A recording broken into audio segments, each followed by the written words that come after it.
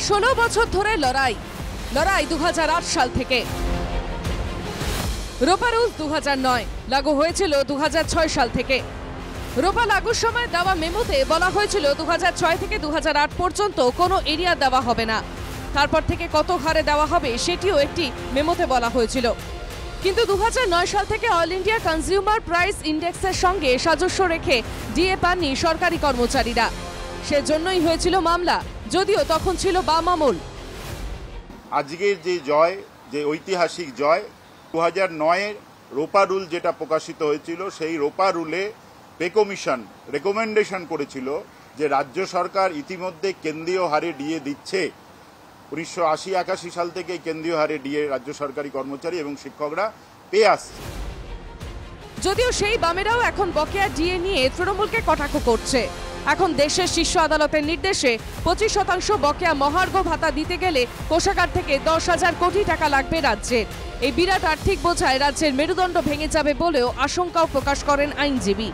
তৃণমূলের রাজ্য সহসভাপতি দাবি করেন এই মামলা লড়েছে রাজ্য, তাই প্রতিক্রিয়া সরকারই জানাবে।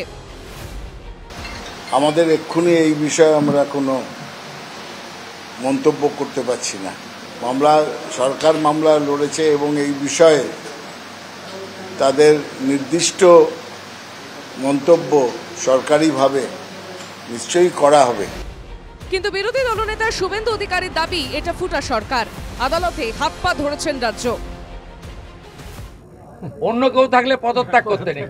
আজকে সুপ্রিম কোর্ট বলে দিয়েছে 16 সাল থেকে যে কর্মচারী শিক্ষাকর্মীদের লড়াই তার জয় হয়েছে, এবং এটা যে ফুটা সরকার 50% দিতে গেছিল, বলছে 20,000 কোটি লাগবে। মনু সিংভি হাত পা ধরেছে। বিচারপতি দয়া করে বলেছে আচ্ছা 25% দেন আপাতত। সে অনেক ব্যাপারেই বলেছেন। রাস্তার মোড়ে সাপ মরে গেলে সাপ মরে পড়ে থাকলেও শুভেন্দু অধিকারী বলেন মুখ্যমন্ত্রী পদত্যাগ করা উচিত। রাজ্য চেয়েছিল এদিনও শুনানি না হোক। এই মামলায় টাকা নেই, কাঁদুনি গাওয়া ছাড়া কিছু করার নেই রাজ্যের, কটাক্ষ আইনজীবী বিকাশ রঞ্জন ভট্টাচার্যের। সরকার তারা আজকেও চেষ্টা করেছিল এই মামলাটা যাতে শুনানি না হয়। তো এখন আমাদের চাপে তো আর বিচারপতিরা বলেই দিলেন যে আমি আগের দিনই বলেছি আজকে শুনবো। এই মামলায় রাজ্য সরকারের পক্ষে খুব একটা ওই কাঁদুনি গাওয়া ছাড়া আর তো কিছু নেই। টাকা নেই এইটাই কাঁদুনি গায়, আর কিছু না। দেখুন, বিকাশবাবুদের এই জ্ঞানের কথা যত কম বলেন তত ভালো।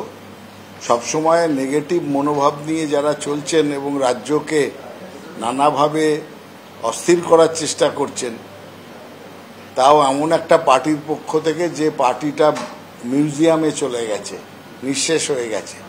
সুতরাং বিকাশবাবুর কথার কোনো গুরুত্ব আছে বলে আমরা মনে করি না। রাজ্য সুপ্রিম কোর্টের নির্দেশ পালন করবে আশা করা যায়, মন্তব্য প্রদেশ কংগ্রেস সভাপতি। কটাক্ষ সিপিএম নেতা শ্রমিক লাহিড়িরও।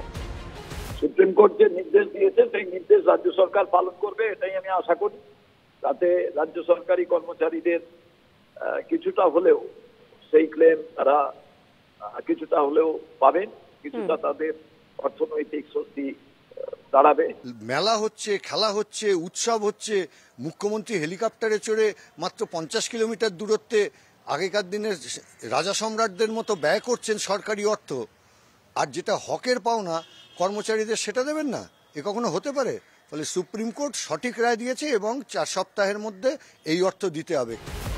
সামনেই বিধানসভা নির্বাচন, তার আগে দুটি চাপ তৈরি হলো রাজ্যের কাছে। ডিএ মামলা মূলত লড়ছিল বামপন্থী যৌথ সংগ্রামী মঞ্চ, ফলে ভোটের আগে খানিকটা হলেও রাজনৈতিক চাপে তৃণমূল, অক্সিজেন পেল সিপিএম সহ বিরোধীরা। অন্যদিকে 26-এর ভোটে বিরাট খরচ হবে রাজ্যের, তার আগে 1 সপ্তাহের মধ্যে 10,000 কোটি টাকার বোঝা চাপল রাজ্যের কাঁধে। Bureau report, NKTV Bangla.